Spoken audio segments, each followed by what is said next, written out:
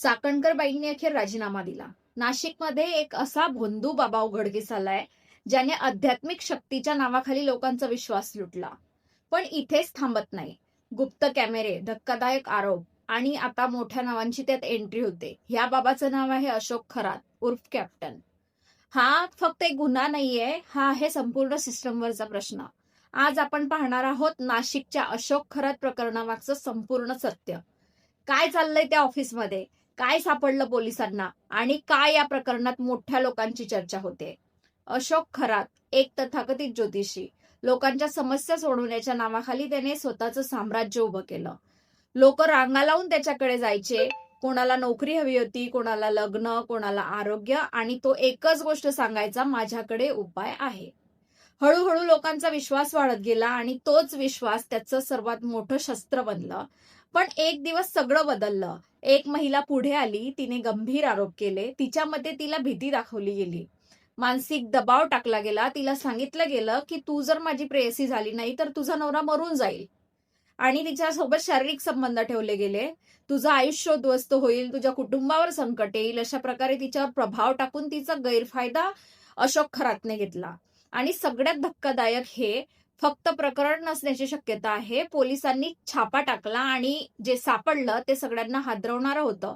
ऑफिसमध्ये लपवलेले सीसीटीव्ही कॅमेरे, माध्यमांच्या रिपोर्टनुसार अनेक व्हिडिओ सापडल्याची माहिती होती। त्यात 58 व्हिडिओ समोर आले आहे। बाहेर लोक रांगेत आणि आत काहीतरी वेगळंच चाललेलं। हा फक्त गुन्हा नव्हता, हे एक व्यवस्थित चालणारं जाळं होतं। आणि आता या प्रकरणात सर्वात मोठा ट्विस्ट म्हणजे काही माध्यमांच्या रिपोर्टनुसार या व्यक्तीच्या संपर्कात काही मोठी नावं असल्याची चर्चा आहे। पण या गोष्टी अजून तपासाचा भाग आहेत। आणि इथेच सर्वात मोठं नाव येतं ते म्हणजे रुपाली चाकणकर यांचं। त्यांनी राजीनामा दिलाय, पण जनतेचा प्रश्न आहे, चाकणकर बाई महिला आयोगच्या अध्यक्ष असताना त्या ढोंगी बाबाचे पाय धुताना दिसतात, उन्हात बाबावर छत्री धरताना दिसतात। त्याच बाबाचं सत्य 1 वर्षापूर्वीच समोर येणार होतं, पण चाकणकर बाईने त्या पत्रकारावर दबाव टाकून सत्य दाबून ठेवलं। मग त्यांनी असं का केलं? चाकणकर बाईने पीडित महिलांना धमकावलं असेल, चाकणकर बाई का लपवताय, काय लपवताय, त्यांचाही त्यात समावेश आहे का? त्यांनी राजीनामा दिला पण इथेच सगळं संपतं का? काही ठिकाणी असा दावा केला जातो की त्यांनी त्या व्यक्तीचं कौतुक केलं, त्याच्या मार्गदर्शनामुळे मला अध्यक्षपद मिळालं, असं त्यांचं म्हणणं आहे। मग प्रश्न असा आहे की त्यांनी असं का केलं? जर काहीच चुकीचं नाही तर स्पष्ट उत्तर का दिलं जात नाही? आणि जर काही आहे तर ते बाहेर कधी येणार?